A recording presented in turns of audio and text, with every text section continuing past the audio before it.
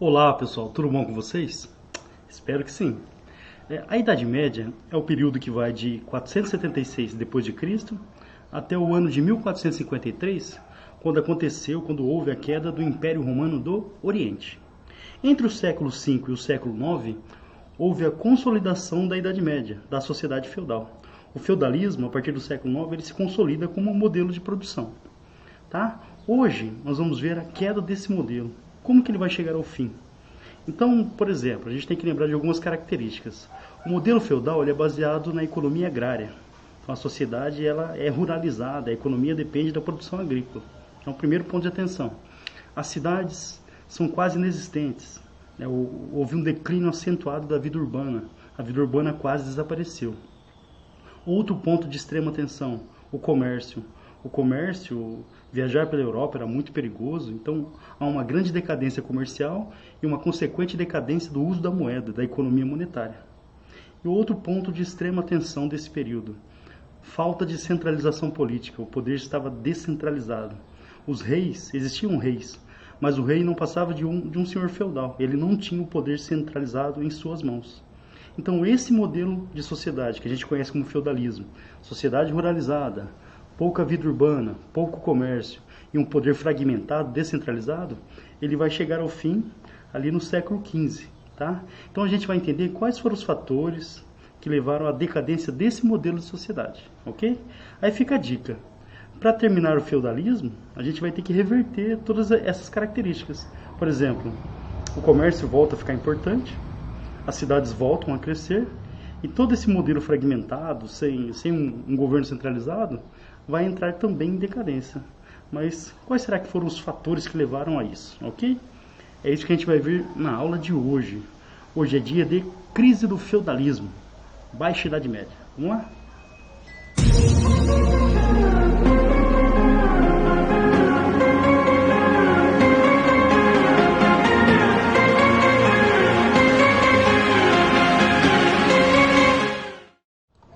Bom, pessoal, nunca é demais lembrar, pegue seu lápis, sua caneta, seu caderno, o que você gosta de usar para anotar, ou se você gosta de printar a tela com os slides que o professor coloca aqui, fique à vontade, né? O importante é você ter essas anotações, anotar aí os pontos de atenção, ok? Como eu gosto de chamar, né? O ponto de atenção, isso aqui vai cair no vestibular.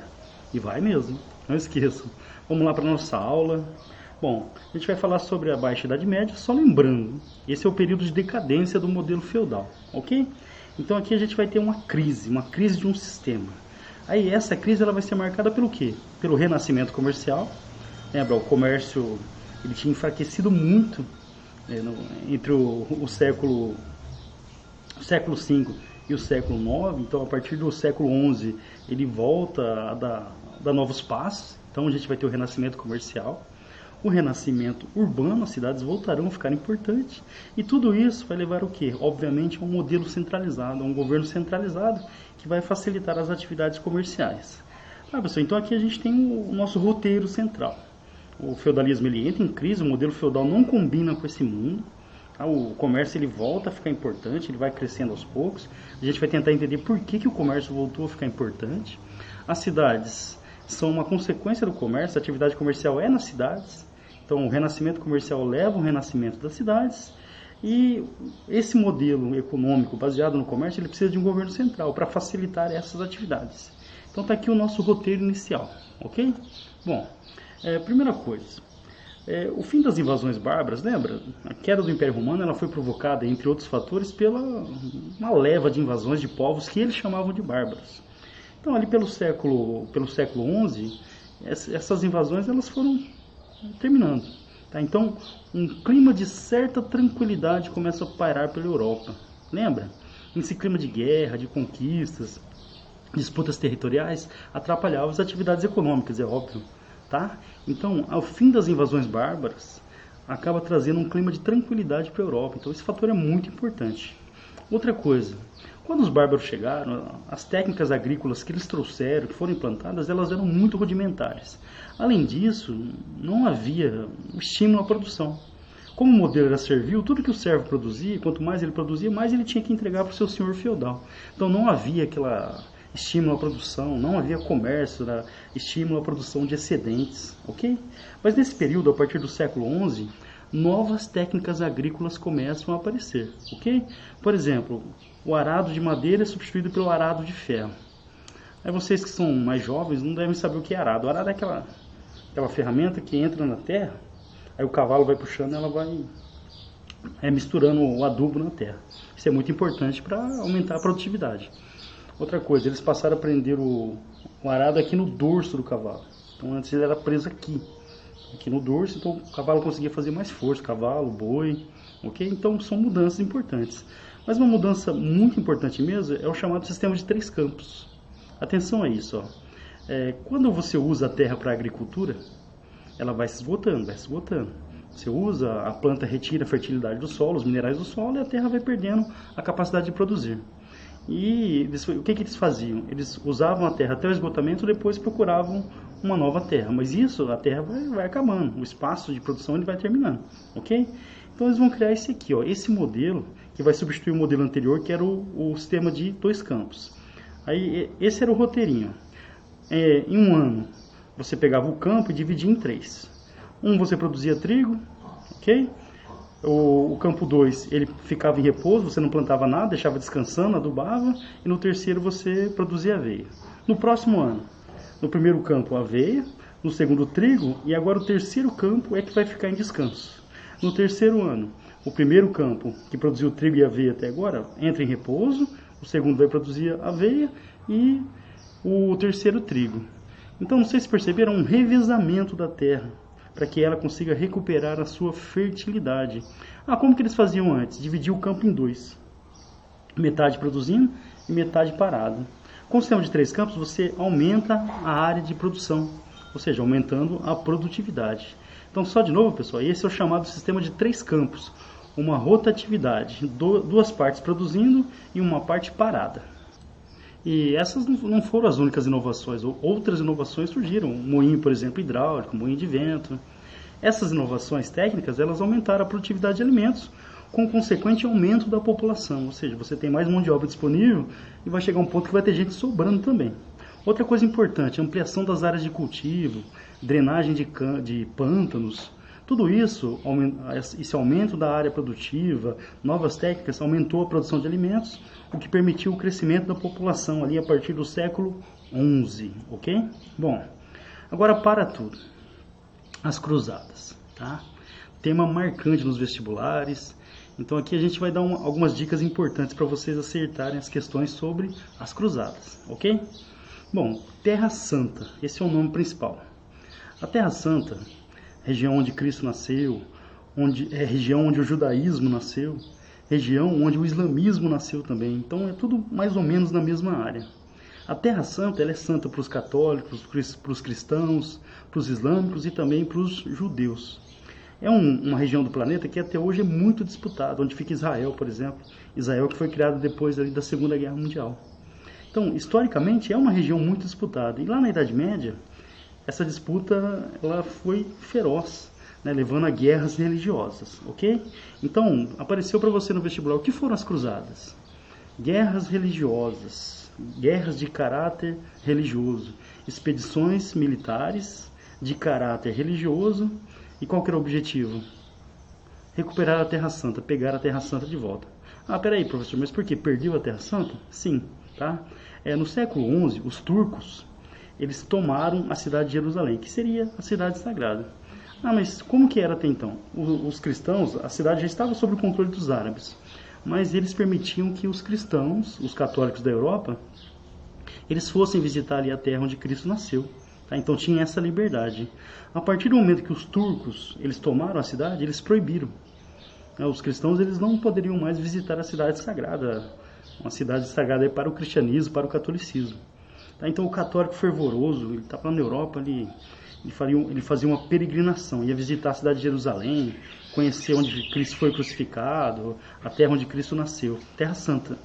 A partir do momento que os turcos tomaram a cidade, eles proibiram as peregrinações católicas.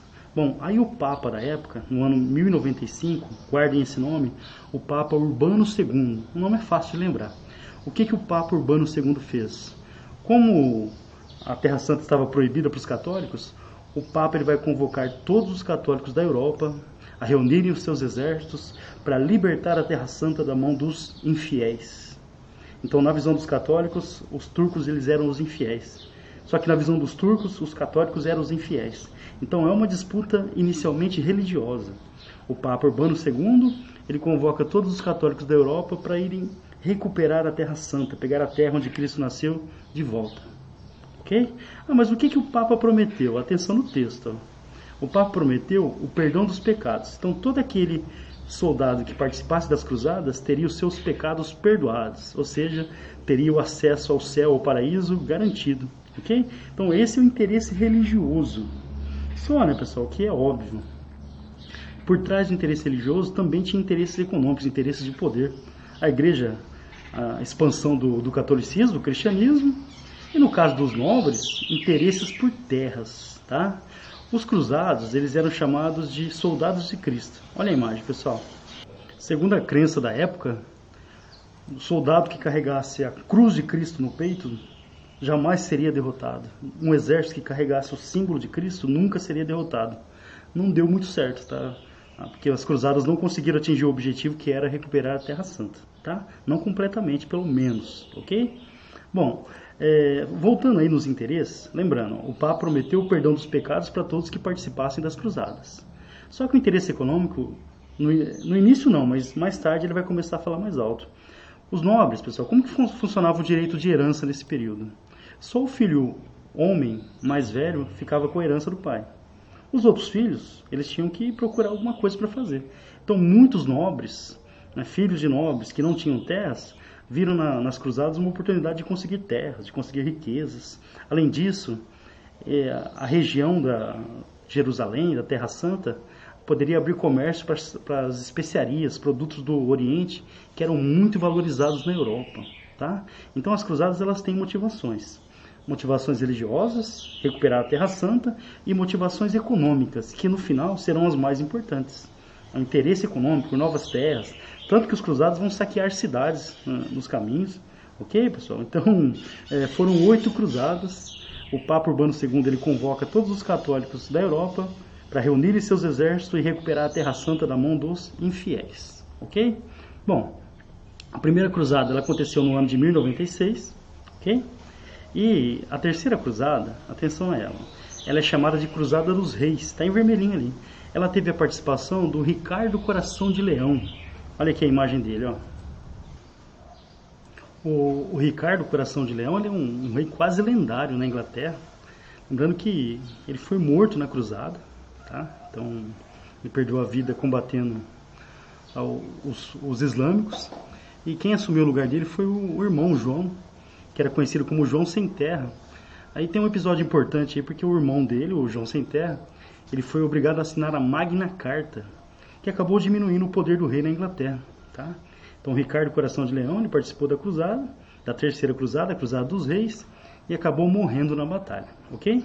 Bom, em 1212, essa história, pessoal, ela não tem comprovação ainda, tá? Se aconteceu de fato. Mas teria sido organizada a Cruzada das Crianças. Cruzada das Crianças. Havia a crença que só pessoas de coração puro, crianças, poderiam libertar a Terra Santa. Então, um menino chamado Estevão, ele teria organizado uma cruzada com milhares de crianças que partiram em direção à Terra Santa. Obviamente, segundo a história, foram capturados, a maioria foi morta ou escravizada no caminho. Ok? Então, um ponto de atenção interessante aí sobre as cruzadas. Foram 8 cruzadas oficiais, mas teve a Cruzada das Crianças, que ainda não é comprovada, há dúvidas ainda. Teve a Cruzada dos Mendigos também, tá? Mas as cruzadas, elas nunca conseguiram recuperar a Terra Santa, ok? A última cruzada aconteceu no ano de 1270. Aí eu tenho um mapa para vocês aqui, um mapa das cruzadas. Aí dá uma olhadinha, ó. As rotas, elas partiam de vários pontos da Europa. Mais tarde, isso é muito importante, essas rotas das cruzadas, elas serão rotas comerciais. Tá? Então, as cruzadas abrirão caminho do comércio com o Oriente. Essa que no final vai ser a grande importância delas, ok? Então, finalizando em relação às cruzadas, elas não conseguiram atingir o objetivo, que era recuperar a Terra Santa, ok? Mas então qual que é a importância das cruzadas? Atenção, embora não tenham conseguido recuperar a Terra Santa, elas reabriram o comércio com o Oriente. O comércio que estava bloqueado até então, a partir da Idade Média, a partir da queda do Império Romano, esse comércio ele foi reaberto. E essa reabertura ela vai ser muito importante porque ela vai estimular o comércio na Europa. Vai levar o retorno das atividades comerciais, ou pelo menos vai estimulá-las, certo? Bom, pensando nisso, que cidades ficaram importantes nesse período? As cidades italianas, principalmente Gênova e Veneza. A Itália, ela está numa posição estratégica, olha no mapa de novo, ó. A setinha vai apontar. A Itália está numa posição estratégica no meio do mar Mediterrâneo. Isso vai garantir a ela o controle das atividades comerciais. Logo, muitas especiarias do Extremo Oriente começaram a chegar. Seda, produtos de luxo, seda, porcelana, gengibre, pimenta do reino, noz moscada, as chamadas especiarias. Esses produtos eles eram muito apreciados na Europa. Eles serviam também para temperar a comida e para preservar os alimentos, para disfarçar o gosto estragado. Esses produtos eles eram caríssimos na Europa. Então as cruzadas elas vão reabrir o comércio com o Oriente, permitindo a chegada dessas mercadorias, ok? Então o que a gente vai ter com as cruzadas? O renascimento comercial. Aí lembra no começo da aula? Novas técnicas agrícolas, os servos começaram a produzir mais, está sobrando, tem excedente, isso também vai estimular a atividade comercial. Os senhores feudais, eles queriam mais mercadorias produzidas para poder trocar com os produtos do Oriente. As cruzadas reabriram o comércio com o Extremo Oriente, permitindo o quê? O crescimento da atividade comercial. Então a gente vai chamar esse período aqui de renascimento comercial. O comércio voltou a ficar importante. E atenção, está em verdinho ali para vocês, e tudo que está em verdinho vocês têm que ter muita atenção, hein, pensando no vestibular. Uma nova classe social está surgindo. Essa classe social que vai ter uma importância muito grande a partir daqui é a chamada burguesia, os moradores do burgo, que é a cidade, que é a vila. Esses vão se dedicar ao comércio. Então, é a classe de comerciantes. Com o renascimento comercial, esse grupo ele vai ficar cada vez mais importante. Aí, atenção, lembra das cruzadas? Olha lá o mapinha de novo. Mapa das cruzadas. No caminho das cruzadas, os cruzados, que viajavam durante muito tempo, eles faziam feiras, se reuniam para trocar mercadorias. Muitos servos que participavam também levavam mercadorias. Os próprios nobres trocavam produtos europeus com produtos orientais. Então, surgem feiras. Com o passar do tempo, em torno dessas feiras, a cidade começa a se consolidar. E como a cidade começa a se consolidar, a atividade comercial vai ficando cada vez mais forte, era necessário o quê? Proteção. Então, os burgos, essas vilas, elas começam a ser fortificadas, muradas. Eles contratam também seguranças, soldados. Então, tem até uma imagem aqui, dá uma olhada, ó, de um burgo fortificado. Esses burgueses que estão ficando cada vez mais ricos, eles começam a financiar essas fortificações, a pagar a segurança, construir sobrados. A cidade vai se edificando e vai, com o passar do tempo, sendo murada. Lembrando, o crescimento natural, todo desorganizado, as cidades medievais elas eram um regaço. Mas é uma consequência direta do renascimento comercial. É o renascimento urbano. As cidades voltam a ficar importantes com o crescimento do comércio. Afinal, o comércio acontece nas cidades. Outra coisa, muitos servos, com aquela vida miserável, aquela porcaria de vida nos feudos, lá servindo o senhor feudal, eles buscavam uma vida melhor na cidade, para tentar a vida como artesão, por exemplo. Havia uma frase que circulava pela Idade Média: a cidade liberta. O ar da cidade é o ar de liberdade, tá? Então, só para a gente ver de novo, olha só um exemplo de cidade fortificada. Perceba a muralha externa e a muralha interna também. É uma típica cidade medieval. Bom, pessoal, aí toda a cidade, como a Europa inteira estava dividida em feudos, então toda a Europa dividida em feudos, começa a ter um conflito agora. O senhor feudal e a burguesia. A burguesia ficando cada vez mais forte, e o senhor feudal exigiu o quê? Os tributos, os seus direitos, sobre as terras. Então os burgueses, a burguesia, eles tinham que pagar tributos para o senhor feudal. E o modelo feudal, o esquema feudal, esse poder fragmentado, ele atrapalhava demais a atividade comercial. Cada feudo tinha suas regras, seu sistema de pesos e medidas. Tudo isso atrapalhava demais a atividade do comerciante. Então aqui a gente vai ter um conflito, tá? Entre a burguesia, cada vez mais poderosa, e os senhores feudais que começam a ser o quê? Um empecilho ao desenvolvimento comercial. Tá? O rei, toda região tinha um rei, né, que era o senhor feudal principal. O rei vai começar a mediar acordos. Era interessante para o rei também que a burguesia se desenvolvesse. Nesses acordos levaram a assinatura de cartas de franquia. O que era isso? A cidade comprava autonomia em relação ao senhor feudal. Ela pagava para ter liberdade em relação ao senhor feudal. Surgindo, os burgos então viram comunas.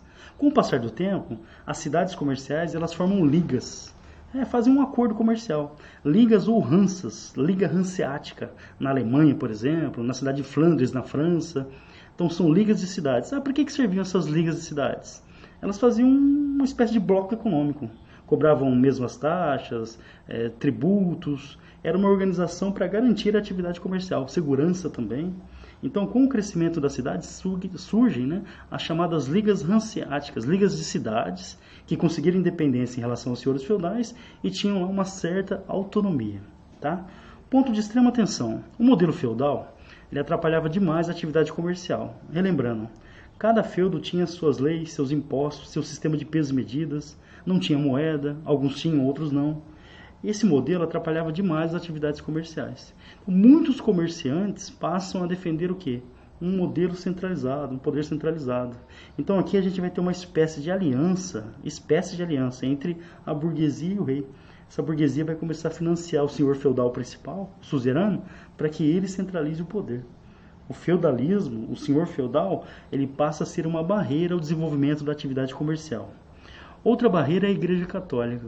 Mas por que, professor, que a igreja era uma barreira? A igreja, ela condenava a usura. O que é a usura? É usar o tempo de Deus, tá? É isso. Por exemplo, é você emprestar dinheiro e cobrar depois, cobrando juros. Então você empresta uma quantia e cobra mais por ela. Isso é usura, né? Era mal visto pela igreja. Só que muitos comerciantes, eles começam a acumular muito dinheiro e viram banqueiros. E uma das atividades principais desses comerciantes era emprestar dinheiro a juro. Uma prática que era condenada como pecado pela Igreja Católica, a prática da usura. Outra coisa, a Igreja também condenava o lucro excessivo. Então, qual que deveria ser o lucro? O valor da matéria-prima com o valor do trabalho um pouquinho, aí seria o lucro. O lucro excessivo também era condenado pela Igreja. Essa visão da Igreja em relação à atividade comercial incomodava demais os comerciantes. Então, um novo conflito entre a igreja agora e os comerciantes. A igreja que condenava a usura, a cobrança de juros e também o lucro excessivo. Outro grupo que vai se fortalecer nessa fase são os artesãos. Okay? O artesão é o morador da vila, aquele que fabrica o sapateiro, o ferreiro, por exemplo. Esses grupos eles vão formar associações chamadas corporações de ofício. Atenção vestibular. Corporação, os ferreiros de uma cidade, eles se uniam para determinar preços, para determinar a qualidade do produto, o valor da matéria-prima. Então eram associações de carpinteiros, de ferreiros, de sapateiros das cidades. Eles faziam uma organização para se protegerem. Eles definiam, por exemplo, até como que seria o aprendizado. Então um camponês, um jovem, ele fugiu lá do feudo, ele foi para a vila. Aí ele tentava ser aprendiz de um mestre. Então o mestre ia ensiná-lo o ofício e mais tarde ele teria que passar por uma prova, né, para provar se ele viraria mestre ou não. A maioria aprendia e virava jornaleiro, ou seja, aprendia o ofício e prestava serviço para outros. Ok, pessoal? Então, é um modelo de mundo muito diferente do modelo feudal. Aquele modelo agrário, fragmentado, não combina mais com esse novo mundo que está surgindo. O mundo do comércio, as cidades voltando a ficar importantes, o feudalismo, guardem isso, torna-se uma barreira para o desenvolvimento econômico da Europa. E o que a burguesia vai fazer? Vai procurar nos reis um modelo centralizado, ou vai apoiar o rei para que ele faça um modelo centralizado, ok? Bom, aí vem crise agora, hein, pessoal? Atenção.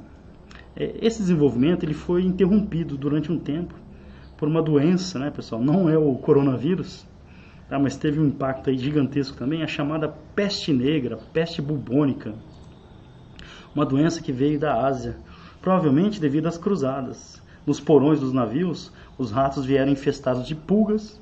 Essas pulgas, elas picavam os ratos e picavam as pessoas, transmitindo a chamada peste bubônica. Ah, professor, mas peraí, as pessoas tinham pulga? A higiene não era, né, como é que fala? A higiene quase não existia entre os europeus. O que eu quero dizer? O hábito do banho, as cidades elas eram muito sujas, não tinha esgoto, não tinha coleta de lixo, não tinha coleta de esgoto, não tinha coleta de lixo. Então as condições de higiene da cidade eram muito precárias. Outra coisa, alguns anos antes, em 1315, a Europa passou pela chamada Grande Fome. Atenção, Grande Fome. O que causou isso? Mudanças climáticas, esgotamento das terras. O fato é que entre 315 e 317, muita gente morreu de fome. Houve casos de canibalismo, de infanticídio, ou seja, a fome se alastrou pela Europa, diminuindo a população. Aí toda a população mal alimentada permitiu que a peste se alastrasse com mais força ainda. Então ela chega da Ásia, no porão dos navios, as pulgas picavam o rato e picavam as pessoas. Estima-se que 30% da população da Europa morreu devido à peste. 30% da população da Europa tenha morrido devido à peste negra. Ok, pessoal? É muita gente. Olha a imagem aqui, ó. Tratamento. Lembrando que os médicos na época eles usavam essa máscara, né, que parece um bico de pássaro. Essa máscara era importante para quê? Eles colocavam produtos para evitar o mau cheiro, né? Eles achavam que era o cheiro que a peste se alastrava pelo ar. Então o cheiro, por exemplo, era uma forma de contaminação. Essa máscara era uma forma de proteger. Ali naquele bico eles colocavam produtos que bloqueavam o cheiro. Ok, pessoal? Vários produtos, inclusive, dependendo da região. Bom, aí o que vai acontecer aqui? Ó? Os senhores feudais, eles perderam muita mão de obra, ou por causa da grande fome, ou por causa da peste. Mas eles exigiam que os camponeses continuassem produzindo a mesma quantidade de mercadorias. Então ele tinha 10, passou a ter 5. Ele queria que esses 5 produzissem a mesma coisa. Então essa situação, guerras, vai piorar demais a vida dos camponeses, levando a várias revoltas camponesas. Entre elas, talvez a mais famosa, Jaqueries, que aconteceram na França. Jaqueries, que aconteceram na França, tá? A palavra Jaqueries significa o simples, o João Ninguém, tá? Então seria a revolta dos simples, no caso aí dos servos. Eles atacaram os nobres. Essas revoltas camponesas, elas enfraqueciam o poder do senhor feudal, tá? Então o que a gente tem aqui, ó? Tem a peste, cadê a foto de novo? Vou colocar a peste aqui. Uma pessoa cheia de chaga sendo tratada. Grande fome, diminuição da mão de obra. Os senhores feudais queriam a mesma produtividade, mesmo com uma quantidade menor de mão de obra. Isso gerou várias revoltas. O senhor feudal sozinho, ele não conseguia reprimir essas revoltas. Aí ele precisava do apoio de quem? Precisava do apoio do rei.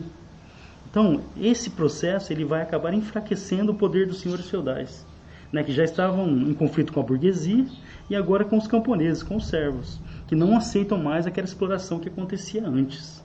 Então a gente tem um processo aqui de enfraquecimento do poder dos senhores feudais, as revoltas camponesas. Por que elas ocorreram? Fome, miséria, a situação da servidão, a exploração dos senhores feudais. Tudo isso levou a várias revoltas que acabaram enfraquecendo aí o poder dos senhores feudais, ok? Bom, aí vem o Renascimento. Atenção, porque eu até separei o símbolo aqui, ó. Cadê o Renascimento? Esse é o Homem Vitruviano, uma obra de Leonardo da Vinci, que é um dos símbolos aí do movimento renascentista. Bom, mas afinal, o que é isso? Esse contato que as cruzadas permitiram com o Oriente, permitiu também o contato com novas culturas. Tá? O movimento renascentista, ou o renascimento cultural e científico, é um movimento que busca na cultura grega e romana do passado uma inspiração, uma nova forma de ver o mundo, uma contestação ao mundo medieval, às práticas religiosas da Igreja Católica, à estrutura social. Então esse movimento, que começa a ocorrer a partir dessa reabertura comercial, contato com novas culturas, novas ideias, novos modelos de mundo, acabam o quê?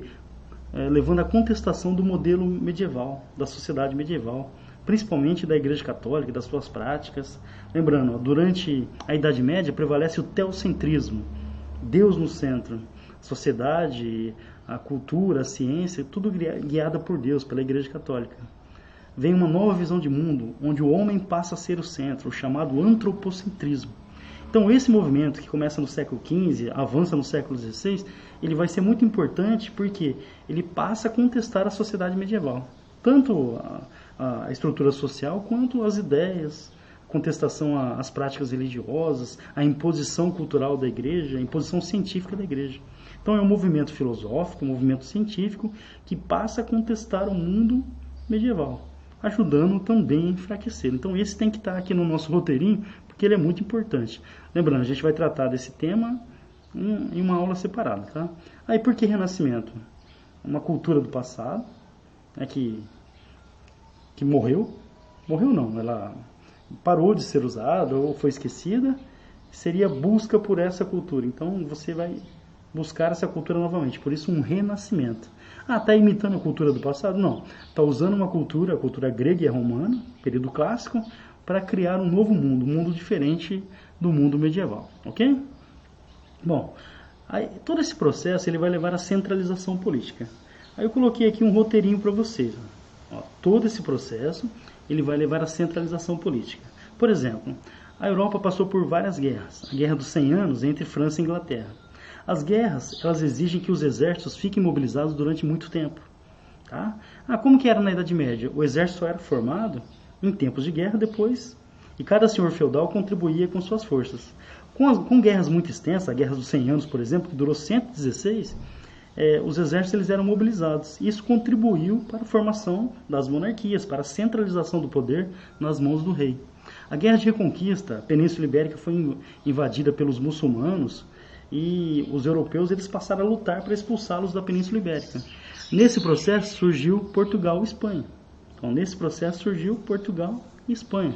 Formação de duas monarquias nacionais, lembrando que Portugal foi a primeira. A peste se alastrou pela Europa, diminuiu a mão de obra. Os senhores feudais queriam a mesma produção. Isso levou a revoltas camponesas. Os senhores feudais não tinham condições sozinhos de lutar contra essas revoltas, precisavam de apoio do rei. Então eles acabaram enfraquecendo, perdendo poder. Então todo esse processo aos poucos ele vai levando a uma centralização política. O crescimento do comércio, a burguesia, o feudalismo ele atrapalhava demais a atividade comercial. Cada feudo tinha seus impostos, a sua organização política, alguns tinham moeda, outros não. Cada um tinha um sistema de pesos e medidas. Todo esse modelo fragmentado atrapalhava a atividade comercial. Alguns senhores feudais mandavam saquear as caravanas de comércio, existem histórias sobre isso.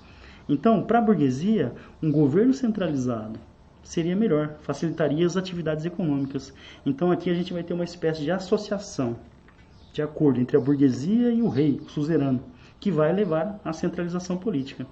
O crescimento das cidades, que está relacionado à atividade comercial, também ajudou a enfraquecer os senhores feudais, que tiveram que abrir mão do controle dessas cidades, e algumas cidades compraram, a sua autonomia. O renascimento cultural e científico, contestação ao mundo feudal, ao mundo medieval, novas ideias, novas visões de mundo, desenvolvimento da ciência. Então essa nova visão de mundo passa a contestar esse modelo feudal. O feudalismo é fundamental. O feudalismo, portanto, o senhor feudal, ele torna-se uma barreira ao desenvolvimento econômico. Aquele modelo agrário não combinava mais com esse novo mundo que está surgindo, o mundo do comércio e das cidades. Então é necessário o quê? Uma mudança política. Da associação entre a burguesia, associação entre aspas, entre a burguesia e o rei suzerano, o poder ele vai aos poucos sendo centralizado. Os nobres perderam o seu status? Não, eles continuaram privilegiados, mas eles perderam aquele poder político que eles tinham dentro dos feudos.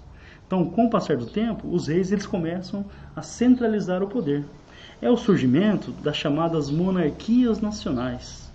O modelo fragmentado do feudo vai desaparecendo aos poucos, e os reis passam a centralizar o poder em suas mãos, ficando cada vez mais poderosos. A partir do momento que o rei centraliza o poder, ele passa a ter o quê? Exército permanente, uma estrutura administrativa, funcionários para cobrar impostos. Esses impostos eles vão financiar o governo, que vai garantir a segurança das atividades econômicas, vai garantir as atividades comerciais da burguesia. Por isso, uma espécie de acordo entre burguesia e o rei. Formação das monarquias nacionais, que mais tarde serão os estados absolutistas. É a transição do modelo feudal da Idade Média para a Idade Moderna. Então, e todos esses fatores reunidos, eles acabam ajudando a explicar esse processo de decadência do modelo feudal. Ok? Então, pessoal, é assim, caiu no vestibular, por que a Idade Média terminou? É um conjunto de fatores. É um processo longo, que começa no século XI e termina no século XV. Então, vários fatores nesse período levaram à decadência do modelo feudal. O feudalismo não combinava mais com esse novo mundo que surgiu, o mundo da atividade comercial. Okay? Então, a burguesia surge como classe social importante. Vai demorar algum tempo ainda, mas logo ela vai tomar o poder no lugar dos nobres. a partir da Revolução Francesa, por exemplo. Ok, pessoal? Então, ó, hoje finalizamos as nossas aulas sobre o período medieval. Fomos lá do início, com a queda do Império Romano do Ocidente, até o final, com a crise do feudalismo, e final da Idade Média e o início da chamada Idade Moderna. Ok? Bom, lembrando, qualquer dúvida, é só entrar em contato aqui com o professor Fabião que a gente tira, se puder, né? Se eu souber, senão eu vou pesquisar para vocês, tá bom? Olha só, aqui para vocês entrarem em contato, ou deixa aqui a pergunta na descrição do vídeo, ok? Beijo, não esqueçam, se inscreva no canal, compartilha, dá uma força aí, tá bom? Vamos juntos construir a história. Idade Média, pessoal. Vamos lá, tchau, tchau.